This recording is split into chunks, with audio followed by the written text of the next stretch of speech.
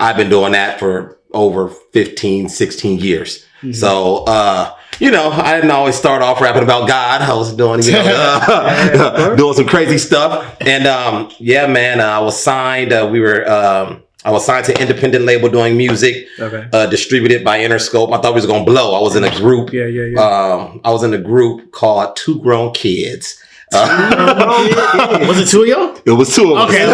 Two grown adults acting like kids. But we were in a group. How old are you? I was from like 18, 19-ish. Okay. So I was grown, but I was still a kid. Yeah, grown kid. Yeah, there it is, you know. Legally.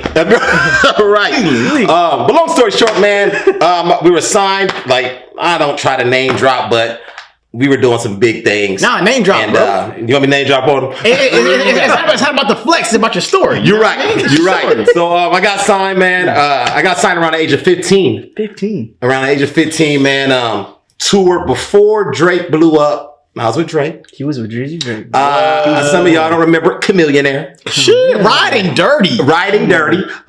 We Cherish. Ooh. Cherish. We with it. Jazzy Faye. Hey.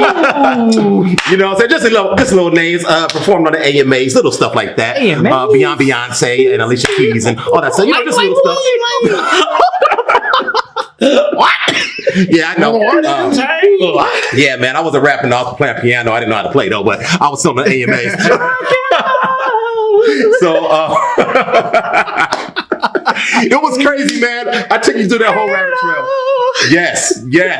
Man. Yes. So, thought I was out of here, right? Thought I was out of here, man. And wow, okay. It was not God's will. I'll put it like that. It wasn't God's will for me, man. I told my group mate that I felt like I was Jonah on the ship. If you just would have let me go, y'all would have made it. But yeah. What was that moment though? Like what moment led you to having that? Letting go of the group or walking away from the group? So what happened was, man, I've been brought up in church my whole life. Okay. I've been brought up in church. Gotcha. And I started having this weird internal battle, bro. Okay. Where like we would be getting booked for shows.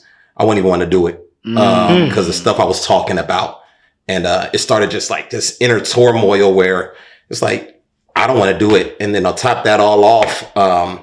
My mom moved to Arizona at the time and I was staying with my music managers. Okay. So like, they were like my parents. They took me in their house. Word. But I felt like God was, and I was confused. I was young, like, but I felt like there's this certain war going on in me. And so I didn't have the guts to tell them I wanted to quit.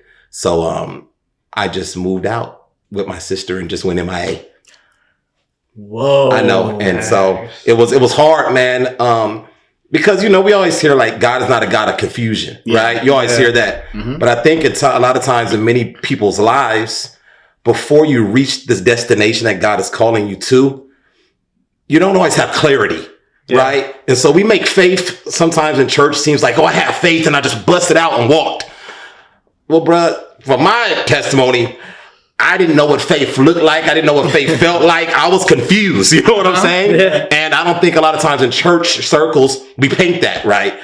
Because sometimes having faith is a confusing place where you don't know what the heck is going on, right? So for me, bro, I didn't know what God was doing in my life. All I knew was I didn't like talking about what I was talking about. So I disappeared, man. And didn't have the cojones to tell my managers what I was going through. And when I did finally get there, they said, there's no way we're signing a Christian rapper. Right? That's not who we wanted to be on our team. Wow. Okay. Yeah, man. So it hurt my heart, man, because I genuinely, to this day it hurts, because I genuinely loved them.